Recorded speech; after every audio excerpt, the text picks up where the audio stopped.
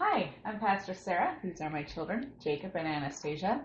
Tonight, since we cannot do our normal kids gathering on Wednesdays at 5:30, we are going to be doing a devotion, showing you what we do every night with our own children. Kids want to wave hi? Hi. And so tonight, we are going to be reading a story called Jesus Heals and Feeds the Crowd. And again, this is from the Edgar Myers Bible Storybook. Leaving Phoenicia, Jesus and his 12 disciples passed through the country where Jesus had once healed a wild man called Legion. When Jesus healed him, the evil spirits entered a herd of hogs that was nearby. The hogs ran down the mountainside, plunged into the sea, and were drowned. Because of this, the people had begged Jesus to leave. On this second visit, things were different.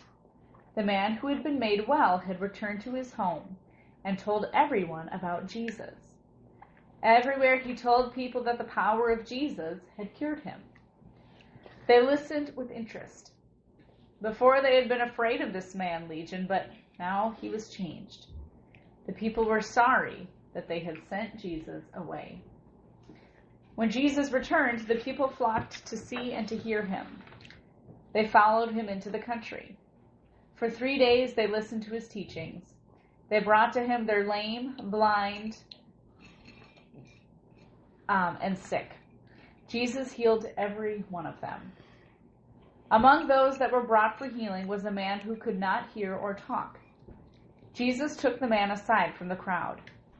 Putting his fingers in the man's ears and touching his tongue, Jesus looked up to heaven and said, "Be opened." Immediately the man could hear and speak. He was so happy and thankful that he could not keep from telling what Jesus had done. Jesus asked him and the people who saw him not to tell about the healing. The people were so astonished that they said, "Jesus does all things well. He makes both the deaf to hear and the deaf to speak." The evening of the third day, Jesus called his disciples aside and reminded them, "I feel sorry for all these people. They have been with me for 3 days, and they have nothing to eat. If I send them home now, they will faint by the way. Many live far away." The disciples agreed, but they asked, "How can we feed such a crowd out here in the desert?" "How many loaves do you have?" Jesus asked. And they told him, "Only 7, and a few small fish." Jesus returned to the people and commanded them to sit down. When they had obeyed, he gave thanks for the loaves and fish. Just as when he fed the 5,000 from the boys' lunch, these few loaves and fish became enough food for everyone.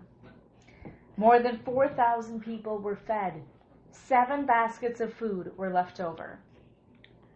Now Jesus dismissed the crowd. They started for home. Among them were the sick who had been made well. How glad the people were that Jesus had visited their country this second time. In a boat, Jesus and his disciples crossed to the other side of the Sea of Galilee. Class. Yeah. That's right. So, the first time that Jesus was in that city, when he was in that place, did the people listen to him? Did they want him there? Okay. Have you guys ever had trouble listening, or do you know anyone that has ever had trouble listening? Like maybe at school, have people ever had trouble listening to the teacher the first time? Wait. Me and Nana have had trouble listening. You guys have had trouble listening? Even you guys? When? Right. When we were cleaning. You didn't want to clean? You guys weren't listening when we told you to clean? Mm-hmm. But when we asked the second time, did you guys do it? No, you didn't even do it the second time? We did it the last. The last time. Okay. So the same thing kind of happened with Jesus. The first time, they didn't want to listen to him. But did Jesus give up on them? No. No. And do you remember what made them listen this time? Healing a sick man. Well, it was that guy that he healed the first time he was there. So he told everybody about what Jesus had done for him, And then they wanted to know more about Jesus. And so the second time, did they want to know more about it because of what that man had said about Jesus? Yeah, so that's why it's important for us to tell other people about Jesus, because maybe the first time they don't want to hear it. The more we tell them, the more excited they'll be to know what Jesus can do for them too, right? So what were some of the things that Jesus did for them while he was there? Do you remember? Towards the end of the story. Feed them, and there were 7 baskets left over. Yeah, he fed them. And what else? Do you remember? There was someone who couldn't hear or talk. Uh-huh. What did Jesus do for him? Touched his ears and tongue. Ugh. Yeah, that's kind of gross, right? Mm-hmm. But then what could he do? Talk. Yeah, exactly. Good job, Anna. Yeah, but how come he would touch his tongue and make him talk? It's kind of gross. You don't want to touch tongues, do we? No, wolves do to feed their babies. What do wolves do to feed their babies? They put it in their mouth to it, then spit out for the babies to eat it. Ooh, that's kind of gross, isn't it? Yeah. Yeah, so he healed people and he fed them. And so you know what? After they wanted Jesus, Jesus started doing amazing things for them too, right? So when we tell other people about Jesus, it's a great chance for them to want Jesus to be with them and do amazing things for them too, just like he's done for us, right?